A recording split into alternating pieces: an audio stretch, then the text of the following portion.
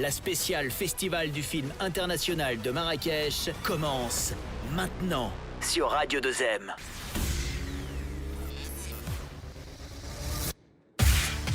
Mesdames et messieurs, bonsoir et bienvenue dans ce spécial consacré au Festival international du film de Marrakech. Ça y est, comme toutes les bonnes choses qui ont une fin, c'est bientôt la fin de cette grande messe du cinéma national et international. Le palmarès sera dévoilé demain samedi et le moins que l'on puisse dire, c'est que nous avons eu droit à 10 jours de magie, de créativité, de rencontres. Bref, c'était une belle édition.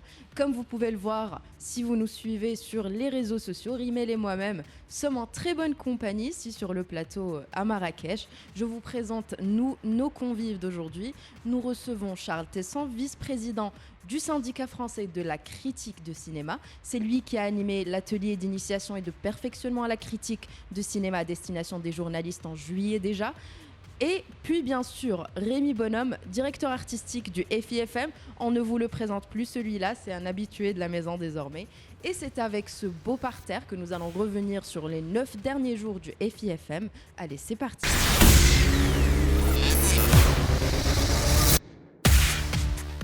Alors messieurs, je vous souhaite la bienvenue chez nous.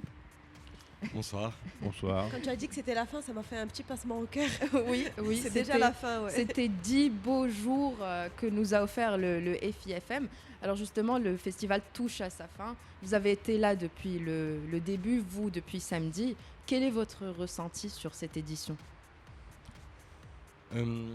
C'est toujours un moment très joyeux de voir les spectateurs s'emparer de la programmation sur laquelle on a travaillé pendant des mois en amont.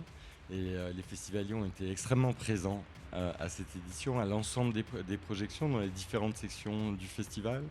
Je crois que cette édition a été particulièrement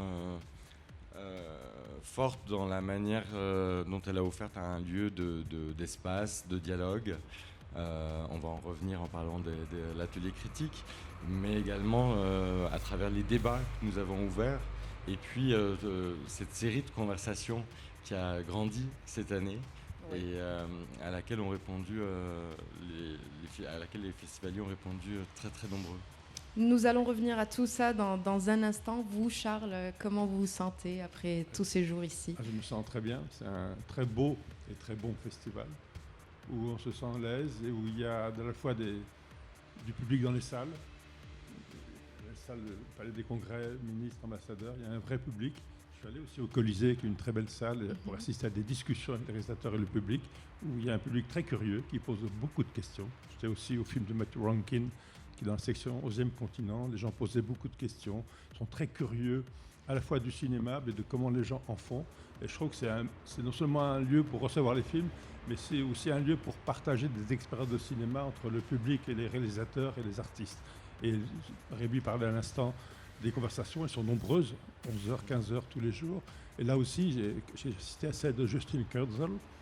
Il y a eu les questions qu'a posées le modérateur par rapport à son œuvre. Et quand le public s'est emparé des questions, il posait des questions extrêmement précises sur leur désir de cinéma, oui. Leur expérience, est-ce qu'il faut avoir de la confiance, comment, etc. Et c'est des très beaux partages. On sent qu'il y a à la fois une envie de cinéma forte, c'est-à-dire de voir des films de la part du public, puis aussi une envie de faire du cinéma chez des jeunes qui assistent au festival. De comprendre donc le je trouve cinéma que le festival, sur ça, est un très beau lieu de partage. Oui. Très bien, on va faire un petit retour ensemble sur le plus récent des événements du FIFM. Hier soir s'est déroulée la remise des prix des ateliers de l'Atlas, où de nombreux jeunes talents ont été primés. C'est le sujet de Rimel, mais avant, Rémi, je vais te demander de rappeler à nos auditeurs, c'est quoi les ateliers de l'Atlas ? Au risque d'être répétitif, bien sûr, parce qu'on en parle Non, souvent. C'est important de le rappeler, parce que les ateliers de l'Atlas, c'est ce qui se passe en amont, avant que les films n'arrivent vers le public, et les films qu'on partage ici pendant le Festival de Marrakech. Donc ce sont des ateliers qui ont été conçus vraiment sur mesure pour des cinéastes à la fois marocains, mais de l'ensemble de la région arabe et du continent africain, pour les accompagner à deux moments. Le moment du début de l'écriture, lorsqu'ils commencent à écrire un scénario, ou lorsqu'ils ont tourné le film et qui sont en post-production, en montage, qui réfléchissent à la musique, à la distribution. Et ce sont des ateliers qui cette année se sont déroulés sur 5 jours au lieu de 4 l'année dernière. avec l'envie d'approfondir encore l'accompagnement que nous offrons. Et nous avons sélectionné donc pas de nombreux projets, parce qu'au contraire c'est extrêmement sélectif, je dois dire. On reçoit chaque année de plus en plus de candidatures. Et nous entourons les projets de plus de 300 professionnels du monde entier, de la région, du Maroc aussi, et qui sont des producteurs, des distributeurs, des directeurs de festivals, en tout cas tous les acteurs de l'industrie cinématographique qui vont pouvoir accompagner ces projets pour qu'ils se réalisent et pour qu'ils accèdent à leur public. Alors, Rimel, hier tu es allé à la rencontre des participants et certains des lauréats des ateliers de l'Atlas. Oui, exactement. Ces dernières années déjà, plusieurs films soutenus par les ateliers de l'Atlas ont été sélectionnés et primés dans les plus grands festivals internationaux. Et franchement, ça fait rêver les jeunes. Et on l'a vu hier quand on était à la remise des prix de cette édition des ateliers de l'Atlas. On a eu l'occasion de leur parler à ces jeunes réalisateurs marocains et internationaux finalement, et c'est incroyable de voir cette magie dans leurs yeux, de les voir très intéressés et heureux d'être dans cet univers-là. Et c'est une occasion unique. Et d'ailleurs, ils sont conscients de cette chance, et ils sont conscients de ce boost dont ils ont bénéficié de tous ces regards des professionnels sur l'artistique. Et pour le coup, pour cette édition, les ateliers d'Atlas ont distribué 9 prix représentant une dotation globale de 126 000 €. Alors le premier a été remis au Burkinabé Fabien Dao. Le film s'appelle Princesse Ténè, produit par Mustapha Sawadogo avec le prix doté de 30 000 €. Il y a également eu le deuxième prix de la Sénégalaise Linda Lo avec son film Lucky Girl, doté de 20 000 €. Parmi les lauréats, on retrouve aussi le film Ici repose de Molly Khan, du Sénégalais, avec le prix de 5 000 €. Alors, pour l'occasion, j'ai eu quelques lauréats hier, notamment Samir et Hicham Harrag. Ils sont jumeaux et ils ont participé aux Atlas Distribution.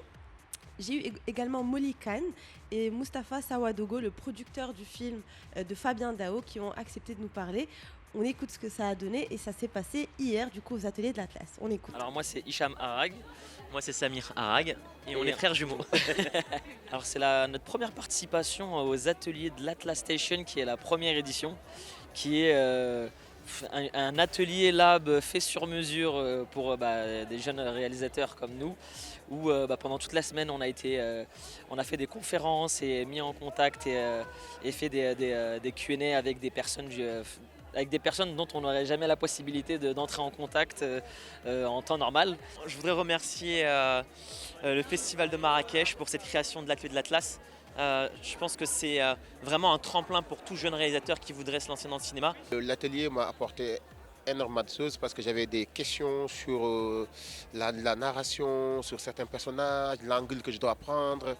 Après avoir rencontré les professionnels du cinéma marocain, du monde arabe et d'autres professionnels qui viennent de toute l'Afrique. Et voilà, toutes ces questions que je me posais sur mon personnage, sur le récit, en fait j'ai trouvé les réponses. Là je suis rassuré, je rentre au Sénégal rassuré parce que tout simplement ils étaient tellement généreux de me partager eux aussi leur expérience et leur savoir-faire. On était présent à cette édition des ateliers de l'Atlas avec un projet Princesse Ténè que réalise Fabien Dao, qui est un jeune réalisateur burkinabé qui a sa première fiction, long métrage. Donc voilà, on a passé une belle semaine à Marrakech, où on a eu de bons moments de consultation, de rencontres aussi avec des professionnels du cinéma venus du monde entier. Et on sort avec un prix, le premier prix des ateliers de l'Atlas, et on est très heureux, très content. Je voulais préciser aussi que, au moment où j'ai parlé à Molly Khan, c'était avant qu'il sache qu'il allait gagner. On a tous assisté du coup à cette séance où tout le monde était ému aux larmes lorsqu'on a entendu du coup l'histoire de Molly Khan. Comment vous avez réagi après avoir entendu son histoire ? Alors, Molly Khan, donc cinéaste sénégalais, a participé aux ateliers alors qu'il avait vécu un drame personnel extrêmement tragique peu de temps auparavant. Il avait décidé tout de même de participer. Et c'est aussi ça, faire des films. Faire des films, c'est un long processus, un très long chemin. La vie vient bousculer régulièrement ce chemin. C'est malheureusement ce qui est arrivé à Molly. Et pourtant, l'urgence de faire son film est restée intacte, ou peut-être aussi l'aide à traverser ce moment. Et je crois que c'est ce qui rend extrêmement vivant ces ateliers. Il s'agit de partage professionnel, mais aussi de rencontres humaines, parce que le cinéma, en tout cas fabriquer des films, c'est aussi affaire de rencontres humaines. Et c'est ce qu'on essaie de créer au sein du Beldy Country Club. On a trouvé un endroit qui illustre vraiment l'esprit de ces ateliers. C'est-à-dire c'est un endroit où on organise énormément de rencontres, et en même temps beaucoup de rencontres informelles peuvent se faire dans les jardins. Et c'est extrêmement important pour pouvoir réaliser, produire un film. C'est un long chemin et il faut se choisir. Il faut choisir un producteur, il faut choisir un cinéaste. Ce sont des personnes qui vont travailler 3, 4, 5 ans ensemble. Et les ateliers de l'Atlas permettent le temps nécessaire à la rencontre, à se comprendre, à comprendre qui est derrière le projet qu'on va accompagner. C'est extrêmement important. Puisque pendant 3, 4, 5 ans, on va vivre une aventure professionnelle avec un cinéaste ou avec un producteur. Justement, dans les ateliers de l'Atlas, vous vous êtes retrouvés avec un très beau brassage de nationalités venues de partout, du Sénégal, du Burkina Faso, de Palestine, d'Égypte. Donc comment se sont passés ces 5 jours et cette interaction et cet échange avec tous les participants qui viennent de backgrounds différents, de pays différents, qui ont des langues différentes aussi? Oui, c'est une vraie pluralité de langues, notamment entre l'arabe, le français, l'anglais, la partie d'Afrique francophone, alors parfois lusophone aussi, on n'avait pas cette année. Les ateliers se passent en plusieurs étapes. Il y a d'abord 2 journées qui sont consacrées uniquement aux porteurs de projets qui ont des consultations sur mesure. Et puis au bout de la 3e journée, c'est ouvert à tous ces professionnels du monde entier qui viennent à la rencontre des porteurs de projets. Et ces professionnels qui viennent du monde entier viennent d'Europe, où il y a un certain nombre de financements qui existent. On avait également un vendeur international de films chinois qui est venu pour la première fois ici s'intéresser à ce qui se passait en Afrique, des professionnels américains. Donc c'est effectivement un brassage des cultures, puisque souvent pour produire des films, on a besoin de financements qui viennent de différents pays. C'est pas toujours évident de pouvoir se comprendre. Alors il y a plusieurs niveaux de compréhension. Il y a de comprendre les codes de l'industrie cinématographique, de savoir comment chaque fonds qui peut soutenir un film peut fonctionner, comment fonctionnent les questions de distribution, de production, qui ont des particularités en plus par territoire. Et puis il y a évidemment les différences des cultures qui se fait ressentir aussi et qu'on retrouve même à l'intérieur même du processus créatif, puisque pour moi, en tout cas pour trouver les bons partenaires dans un film, qui vont accompagner un film, ce qui est très important, c'est de se comprendre dès le départ sur quel est le film qu'on veut faire. Et c'est dur d'expliquer à l'avance ce que va être un film, qui va en plus évoluer au fur et à mesure de son processus artistique et de production. Et encore une fois, pour se comprendre, il faut du temps.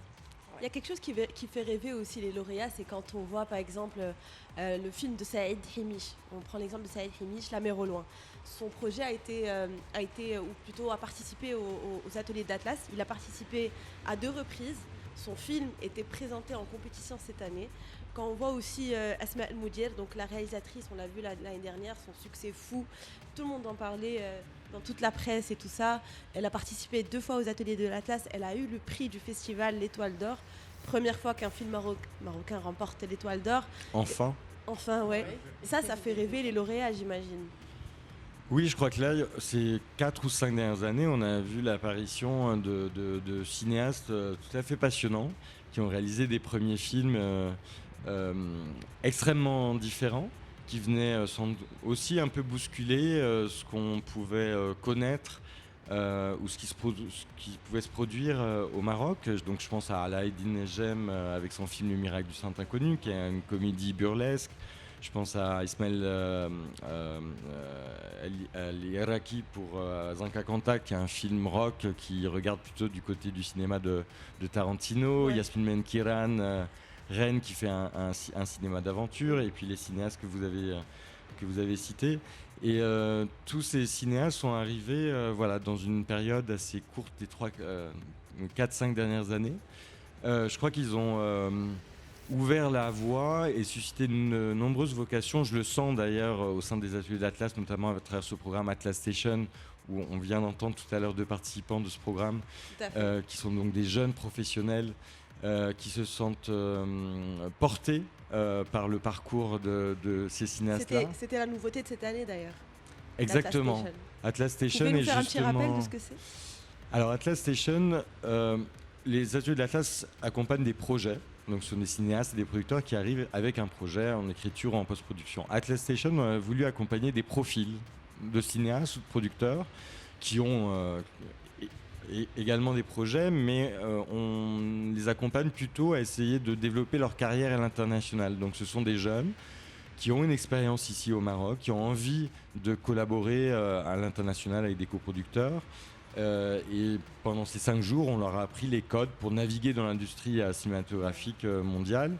C'est pas évident quand on commence, pour savoir comment s'y prendre, quelles personnes aller contacter, comment les contacter, quel vocabulaire utiliser aussi, parce qu'il y a certains codes. Et c'est dans tout cet univers-là qu'ils ont plongé pendant 5 jours. Et je pense qu'effectivement, pour beaucoup d'entre eux, de voir Asmel Moudir, que nous avons accompagné donc, pour La mer de tous les mensonges, en développement, en post-production.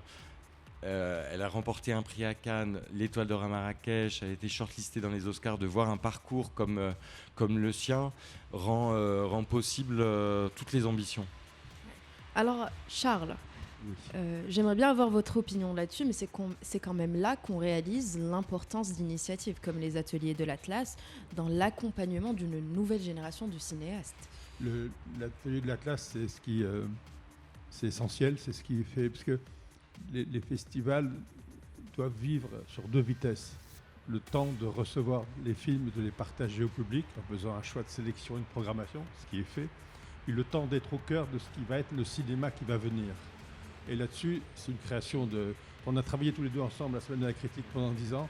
Moi, je suis venu à la semaine avec mon expérience de critique de cinéma sur la connaissance des cinémas du monde, et Rémi, lui, avec sa vision de ce que c'est qu'un festival. Il a déjà mis en place Next Step, qui est un atelier pour accompagner des réalisateurs de courts-métrages de la semaine pour faire leur premier long-métrage.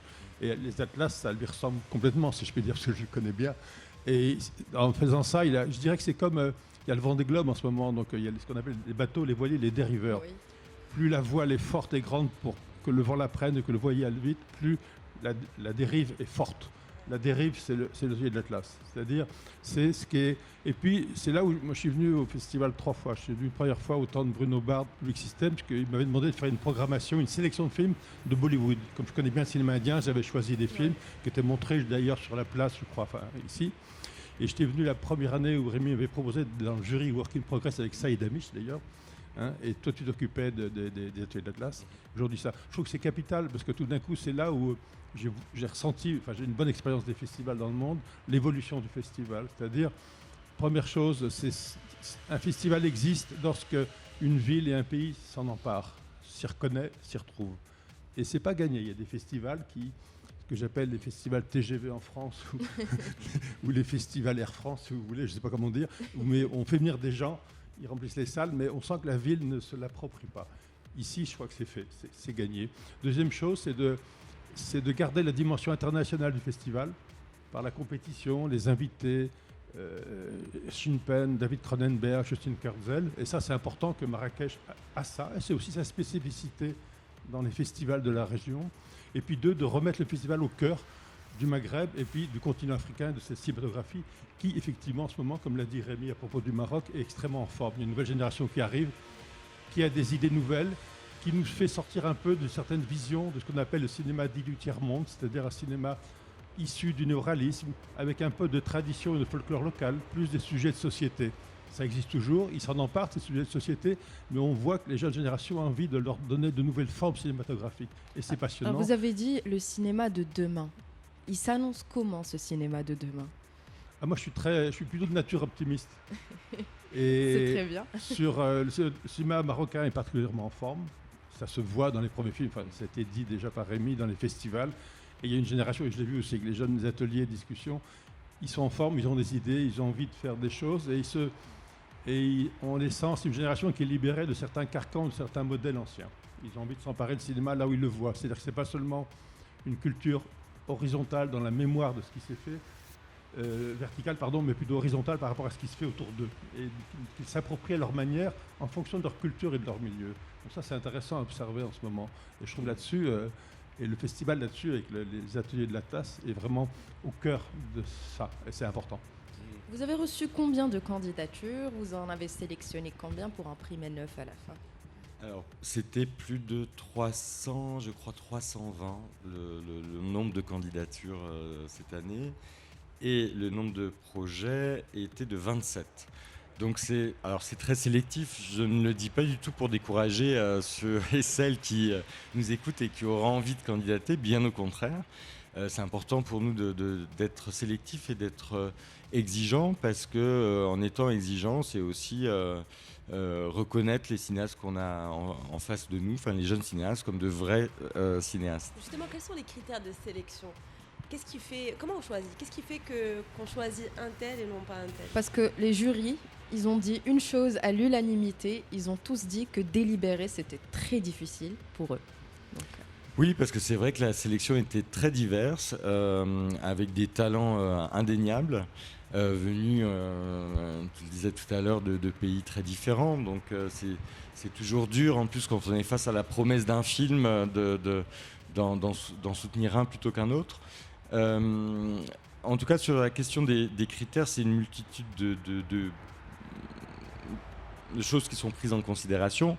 On a un comité de sélection qui est constitué d'experts, j'aime pas forcément ce nom, mais en tout cas de professionnels qui ont chacun un regard différent, plutôt de scénaristes, plutôt de production, plutôt de distribution, de ce qu'on appelle les ventes internationales, c'est-à-dire la manière dont le film va pouvoir accéder à une distribution à travers le monde. Et c'est en croisant tous ces regards qu'on arrive à la sélection. Évidemment, la première étape est d'être sensible au potentiel de ce que nous lisons quand c'est pour des films à l'étape de l'écriture.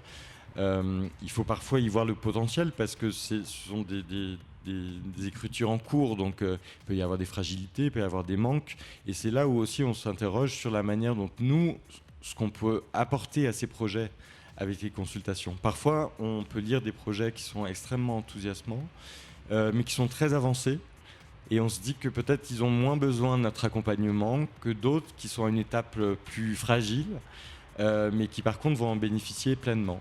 Et puis il faut également essayer de composer une sélection qui va intéresser ces 300 professionnels qu'on fait venir, parce que les ateliers fonctionnent s'ils arrivent à être ce point de jonction entre les besoins des cinéastes marocains, arabes et africains et les attentes des professionnels du monde entier, qui viennent aussi avec une attente de trouver des projets sur lesquels ils vont pouvoir s'engager. Donc je crois que les ateliers sont réussis parce qu'ils arrivent justement à répondre dans les deux sens. Ouais. Comme je l'ai dit alors dans le lancement, Charles, vous avez animé un atelier sur la critique de cinéma destiné aux journalistes. C'était d'ailleurs une initiative formidable du FIFM. Je rappelle pour nos auditeurs que c'était un atelier de 2 jours, dont 25 journalistes marocains ont pu bénéficier gratuitement en arabe et en français, avec une pointure de la critique de cinéma comme Charles Tesson. Donc là, je vous demande comment s'est passé l'échange avec les journalistes. Oui, c'est de parler de l'échange à Casablanca pendant 2 jours. Oui, c'est très intéressant parce que c'est aussi un constat que Rémi Bonhomme avait fait par rapport à, comme le film La mer de tous les mensonges. Et quand on voulait faire un relevé de presse, une critique, il y avait beaucoup de critiques internationales sur le film, mais dans la presse marocaine, parce que Rémi m'avait dit, mais il y avait plutôt ce qu'on appelle du journalisme culturel, où on parle du film, on dit qu'il a été découvert à Cannes, qu'il va peut-être représenter... On donne les informations et puis c'est tout. Mais il n'y avait pas d'avis critique. Et c'est important. Et là-dessus, l'atelier s'est extrêmement bien passé, parce que c'est tout à fait passionnant, parce qu'on est parti sur 2 films, justement, La mer, tous les mensonges et Les filles d'Olpha. Essayer de dire qu'est-ce qu'on pense d'un film, de l'évaluer, d'avoir un jugement de valeur, mais aussi d'avoir ce qui est le plus important avant de faire de la critique, c'est d'avoir un regard critique sur le film. Mais quand on dit regard critique, c'est pas critique pour le critiquer, en dire du mal, mais essayer de comprendre qu'est-ce que le film veut et attend du cinéma, parce que c'est un film, l'expression cinématographique, quel est son sujet, quelle est son ambition, qu'est-ce qu'il veut traiter, qu'est-ce qu'il veut nous dire, qu'est-ce qu'il veut nous raconter, qu'est-ce qu'il veut nous montrer, et comment on le ressent, et qu'est-ce qu'il vient faire dans l'état du cinéma aujourd'hui, qu'est-ce qu'il apporte, quoi. Je pense que c'est difficile un peu de poser des mots sur quelque chose qu'on a vu dans un film, c'est-à-dire sur ce qu'on ressent ou sur des émotions que le public a pu recevoir. C'est-à-dire que nous, en tant que public, on a un peu ce mal-là de pouvoir dire exactement ce qu'on a ressenti. Mais vous avez raison, la critique, c'est la recherche du mot juste. Oui. C'est un film prétentieux, c'est un film doux, c'est un film... trouver les mots justes pour le définir et le caractériser, c'est important. Oui. Et après, de voir aussi qu'est-ce que... Et avec la critique, il faut être souple, il y a différentes manières de l'être. Et puis, si on a une grande culture cinématographique, on peut faire des comparaisons. Si on n'en a pas, il faut prendre le film là où il est, tel qu'il est, dans le dialogue qu'il a eu avec vous, et comment exprimer son ressenti. Il ne faut jamais refouler ses émotions, au contraire, il faut les analyser. Ne pas dire il faut que je dois être concentré, je ne dois pas être ému parce que je dois pouvoir analyser. Non, c'est une erreur. Enfin, il y a plein de choses, mais je pense que la critique a aussi un rôle général. Alors justement, là, je vais vous demander quels sont les critères qui font un bon critique. D'abord, savoir recevoir un film. Être en position spectateur, mais un spectateur ordinaire. On rit, on est ému, on n'a pas aimé telle chose, tel plan vous a marqué, pourquoi ? Essayer d'analyser ces émotions. Il faut avoir aussi une très bonne mémoire visuelle. Et puis, c'est aussi le luxe de la critique, quand on peut, c'est de laisser le film travailler dans le temps. Il y a des films qui vous impressionnent, d'autres qui restent, qui se bonifient avec le temps, d'autres qui s'effacent, comment, pourquoi, etc. Mais quand je vois un film, en général, je lui demande 2 questions. Qu'est-ce qu'il attend de moi en tant que spectateur ? C'est, tiens, il veut me parler d'un sujet politique. Tiens, il est très beau et admire-moi comme je suis beau. Voilà. Qu'est-ce qu'il attend de moi en tant que sujet ? Est-ce qu'il a envie de jouer avec moi, de me piéger ? Tiens, il va me parler de ça. Ah non, il m'amène ailleurs. Ok. Qu'est-ce qu'il attend de moi ? Puis qu'est-ce qu'il attend du cinéma, puisque c'est un film ? Vous savez, il y a la phrase de Godard, Jean-Luc Godard, que j'aime beaucoup, qui est un peu sévère, mais comme Godard, c'est un humour un peu méchant, mais juste. Il disait cette phrase-là, mais qui m'aide beaucoup à penser les films. Il disait « Tous les cinéastes qui font des films vous diront qu'ils aiment le cinéma. Mais il suffit, pour certains, de voir leurs films pour comprendre que le cinéma, lui, ne les aime pas. » C'est pas mal, non ? Ça marche des fois. Il y a des gens qui font du cinéma et puis on sent que le cinéma les aime. C'est une insulte c'est une insulte très polie, très bien construite. Justement, vous offrez cette opportunité à de jeunes étudiants de devenir critiques de cinéma. Et donc, vous étiez à Casa durant le mois de juillet. Oui. Vous revenez du coup pour ce mois avec le FIFM, avec un nouvel atelier du coup à destination des étudiants en cinéma et en journalisme grâce à un programme qui va leur permettre de découvrir les films du festival et de pouvoir travailler, discuter, et apprendre à analyser et écrire sur ces films d'un point de vue critique. Combien de jeunes étaient présents ? 15. 15 jeunes ? 13. Okay. 13 ouais. Alors, qu'est-ce que vous espériez accomplir avec cette version qui était dédiée à des étudiants versus celle qui est dédiée à des professionnels ? Les professionnels, c'était très différent parce qu'ils avaient déjà d'abord une expérience de journaliste, c'est-à-dire comment faire un entretien, voir des films, des festivals. Ils avaient une connaissance du cinéma par rapport à ça.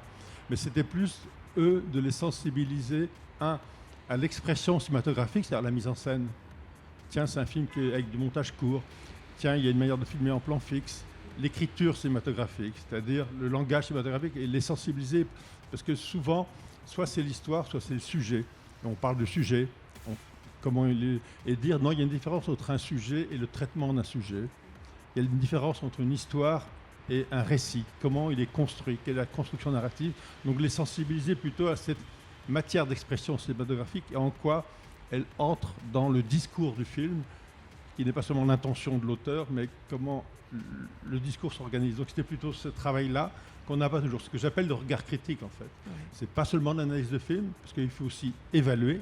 Là, il faut avoir l'œil, un jugement de valeur des hiérarchies, dire pourquoi on aime ou on n'aime pas, qu'est-ce que le film aspire à être et qu'est-ce qu'il est à vos yeux, est-ce qu'il y parvient. Donc c'est ça qui est une autre dimension qui est importante. Avec les jeunes, c'est différent, parce que eux, ils ont à la fois, ils ont pas la même, ils sont pas déjà dans le monde du journalisme et habitués à ça. Ils sont encore dans des, mais ils sont très curieux aussi d'analyser ce qu'ils ont vu et de comprendre et de mettre des mots sur ce qu'ils ont ressenti et d'évaluer ça. Et il faut être très ouvert avec eux. Ce qu'il y a, c'est qu'il faut qu'ils construisent leur regard et qu'ils arrivent à le formuler et à évaluer et leur dire qu'une critique, c'est de ne pas raconter l'histoire et qu'une critique est réussie à mes yeux lorsqu'elle me dit de quoi le film parle et de quel cinéma il s'agit. C'est-à-dire que si vous... Tiens, je vois quel type de cinéma on a à faire. Pas seulement quel type de film par rapport à son sujet, mais quel type de cinéma d'un point de vue esthétique. Redonner... Et il y a des notes, des critiques que je lis sans avoir vu le film.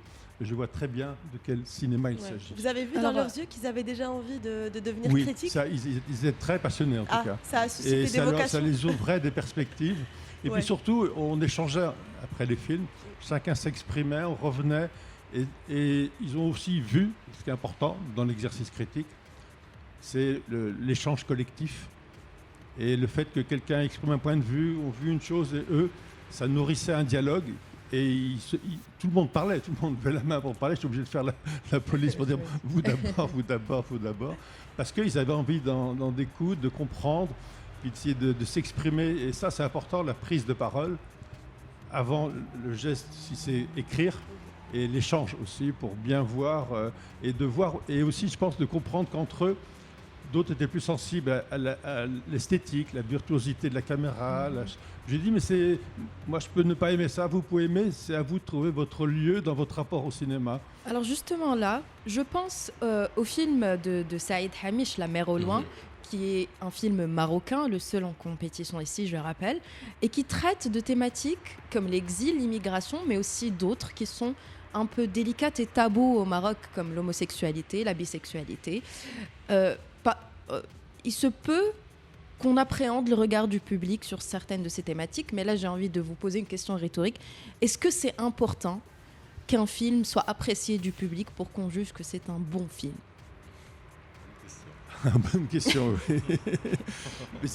Après, oui, mais bien sûr qu'il y a des, il y a des fois des postures critiques que je critique pour cette raison-là, c'est-à-dire que la critique aime un film quand il est peu aimé du public, puis dès qu'il se met à faire 200 ou 500 000 entrées, on l'aime moins. Donc, non, mais c'est vrai. Pas toujours, mais ça arrive. Et je trouve ça un peu... Ou alors, en France, ça marche quand c'est des films américains. Où là, les films américains peuvent faire beaucoup d'entrées et on les aime. Quand c'est des films français, c'est plus problématique. Mais ça, on ne va pas faire le procès.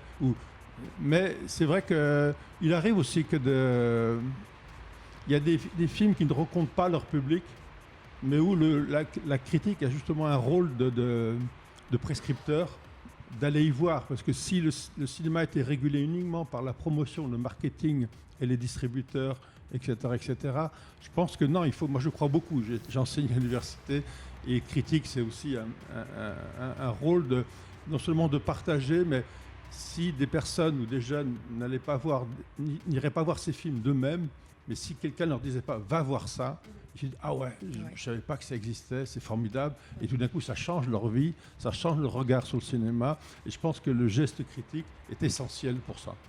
Alors, j'aimerais revenir avec vous sur une phrase qu'a dite Luca Guadagnino, président du jury, lors de la conférence de presse du jury, déjà au tout début du festival. Il a dit « Nous avons un ennemi, le goût industriel ».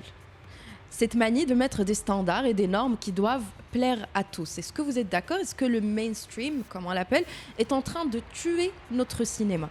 Je ne sais pas si c'est le cas aujourd'hui plus qu'avant, parce qu'étrangement, en même temps, il y a aussi plus de films qui se produisent, un accès plus facile peut-être à certains cinéastes et aussi dans certaines parties du monde, comme ici, à la possibilité de faire des films. Mais je crois que cette question-là, c'est une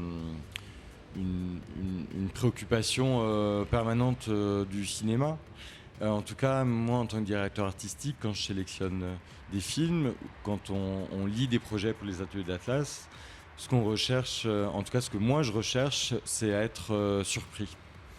Et on peut être surpris de plein de manières différentes. On peut être surpris par un plan, on peut être surpris par la performance d'un ou d'une comédienne, on peut être surpris par la manière d'aborder un sujet, par une ambition esthétique, voilà. Mais quand on voit autant de films que j'en vois et que Charles en voit depuis encore bien plus longtemps que moi, finalement il y a des films qui s'imposent justement par leur différence, par leur singularité, par un regard et une manière aussi de nous amener nous à avoir un autre regard sur des réalités qu'on pensait pourtant connaître. Donc je crois que c'est le rôle des festivals justement, de pouvoir, avec une programmation aussi diverse qu'on peut l'avoir ici, avec des découvertes dans la compétition, des films de cinéastes remarquables et très identifiés dans les séances de gala, et puis cette section du 11e continent qui nous permet justement de proposer des formes plus aventureuses de cinéma, narrativement, esthétiquement. C'est d'avoir une vision large du cinéma, mais avec la même exigence, quelle que soit la manière dont les films ont pu être produits ou quelle que soit la région de laquelle ils viennent. Donc cette question le formatage, on va dire, pardon. Okay. Ça passe aussi. Elle est permanente et j'ai été particulièrement heureux, évidemment, que Luca Guadagnino commence son travail de président de jury en annonçant en tout cas ce désir-là. De lutter contre l'industriel. Alors justement, quand on voit aujourd'hui, avec les plateformes de streaming, on a des œuvres qui sont largement consommées quotidiennement par tout le monde, qui n'attendent plus d'être validées par des festivals sur lesquels il suffit de cliquer pour voir que 98% des personnes qui l'ont regardé ont liké. On dit aussi que les Gen Z n'arrivent plus à regarder longtemps un produit vu la digitalisation. On propose aujourd'hui des films d'1 heure maximum ou des séries de 6 épisodes. La place du long métrage dans ce contexte, est-ce qu'elle n'est pas menacée vu qu'on ne voit plus des films de 2 heures, 3 heures comme auparavant? Est-ce que c'est la fin du long métrage? Du long métrage. C'est une remarque juste sur le temps court quand on veut faire sur des réseaux sociaux, pas dépasser 2 ou 3 minutes, parce qu'au-delà de ça, c'est mort. Et la série qui a un temps absolument volumineux. On a un sentiment maintenant par rapport à que le cinéma, dans sa durée basique, était 1h30, maintenant plutôt 2 heures. C'est un peu l'exception et que oui. Netflix est devenu la règle, quoi. C'est vrai qu'il y a une industrialisation que je trouve dangereuse, qui est un peu qui est un peu à la gastronomie ou les petits bistrots, ce qui est le fast-food. Le fast-food, exactement. Ça. Il y a un aspect qui est positif, d'ailleurs que rappelait Abderrahmane Sissako hier aux ateliers de l'Atlas. Les plateformes, oui, mais là où il n'y a pas de salle de cinéma, ça permet d'avoir d'accès au film. Et il y a des régions, je sais qu'au Maroc, il y a quand même pas mal de salles de cinéma, mais j'étais à Festival d'Oran avant, là, en Algérie, c'est le désert, il n'y a pas de salle. Donc l'accès au film, comme le disait Danel, le cinéma, c'est pas seulement le fétichisme de la salle, un film existe dans mon cerveau, à partir du moment où il est vu. Et le meilleur lieu pour voir un film, là où il reste, c'est le cerveau, la mémoire. Donc je trouve ça assez juste aussi. Mais c'est vrai que je sens aussi, en voyant des films, quand je vois des films de différentes cinématographies, je me dis, je vois quel type d'image ils voient. Quand je vois des films d'Afrique du Sud, je me dis, oulala, ils voient de la sous-série américaine, et ils en prennent tous les trucs, c'est pas bon. Ils ont encore c'est pris par ça. Et c'est intéressant de voir, selon les cinématographies, quel imaginaire visuel les entoure. Et là-dessus, le jeu de cinéma marocain est très intéressant, parce qu'il y a une position intelligente, singulière et forte par rapport à ce mainstream-là. Il y a des régions où il n'y a pas ça.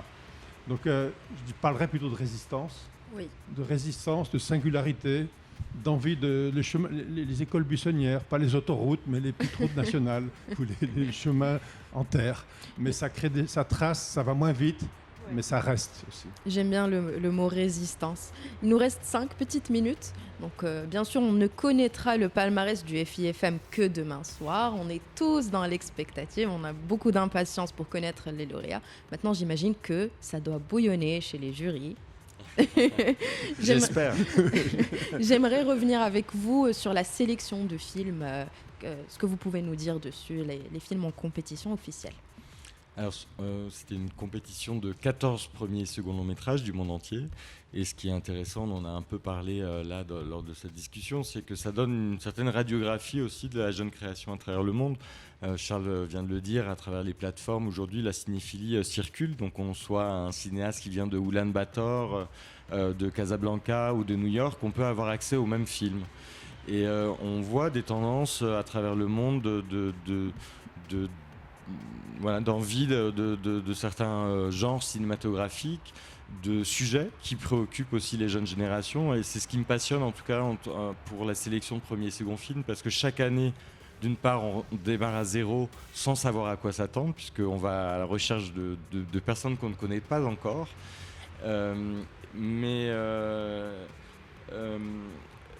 Et en même temps, on réagit par rapport à des préoccupations de la jeune génération dans la compétition. Ce qui m'a marqué, et en fait cette compétition reflète ce qu'on a vu à travers les centaines de films qu'on a pu découvrir pour sélectionner ces 14-là.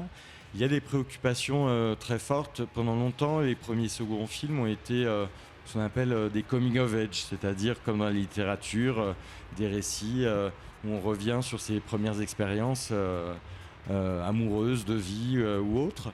Et je trouve que c'est une tendance que je remarque depuis 2-3 ans.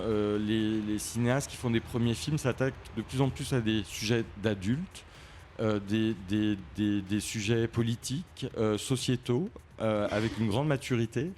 On sent l'anxiété aussi de la génération actuelle, avec le changement climatique, les guerres, et certains films de la compétition aussi sont des films où les cinéastes viennent interroger les générations précédentes pour essayer de comprendre comment le passé de leur pays, de leur famille, a constitué leur présent.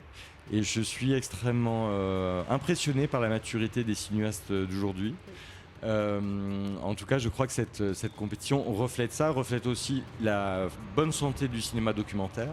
Nous avons, donc l'année dernière, c'était un documentaire d'Asmaël Moutir qui avait gagné. Oui. Il y en a 2 en compétition cette année. C'est pas un souhait préalable. C'est tout simplement qu'un documentaire est un film. Je n'aime pas distinguer documentaire et fiction. Et que c'est une forme aussi qui permet de réagir autrement à ce qui nous entoure dans un moment où le monde bouge et vit de manière assez violente, rapide, et la forme documentaire permet d'une autre manière de la fiction aussi de réagir par rapport à ces actualités-là. Justement, il y a eu énormément de projections, beaucoup de films très intéressants. Ma question, elle est pour vous deux. Est-ce qu'il y a un film en particulier, ou peut-être une découverte, qui vous a marqué cette année ? Dans le cadre du festival, vous voulez dire ? Oui, bien sûr. Moi, c'est Sudan, Remember Us, que j'ai beaucoup aimé. Oui. Pour 2 raisons.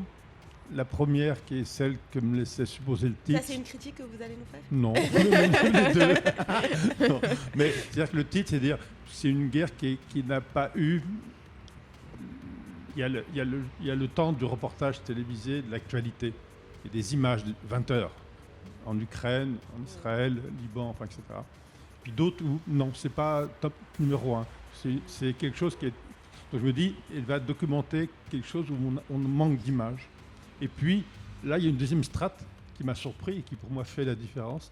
C'est que tout d'un coup, elle s'intéresse à comment cette situation politique de résistance et de combat génère une parole de révolte, qui est presque une parole poétique.